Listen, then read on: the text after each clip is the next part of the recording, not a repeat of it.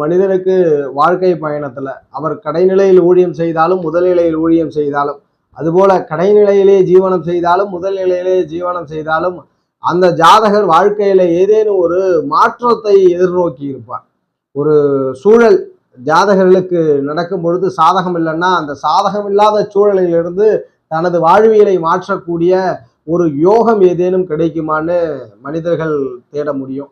அந்த தேடலுக்கு வெற்றி கொடுக்கக்கூடிய கிரகம் அப்படின்னு சொல்ல போனா ஜோதிடம் வரையறுக்கிறது 8ஆம் பாவம் தான். இதை நம்ம நிறைய ஜாதகங்கள்ல பார்க்கிறோம். 8ஆம் இடம் ஒரு மனிதனுக்கு யோகமாக அமர்ந்து விட்டால் அந்த மனிதர் எந்த கடைநிலையில ஊழியம் செஞ்சுட்டு இருந்தாலும், கடைநிலையில் ஜீவனம் செஞ்சுக்கிட்டு இருந்தாலும் அந்த ஜாதகருக்கு ஒரு மாற்றம் நிகழ்கிறது தசாபுத்தி அந்தரங்களின் அடிப்படையில. அந்த மாற்றம் அவருடைய வாழ்க்கையில வெற்றியை கொடுக்கிறது. அப்படித்தான் இந்த பதிவுல 12 லக்னத்தில் பிறந்தவர்களுக்கும் அந்த யோக மாற்றத்தை கொடுக்கக்கூடிய கிரகத்தை பற்றி தான்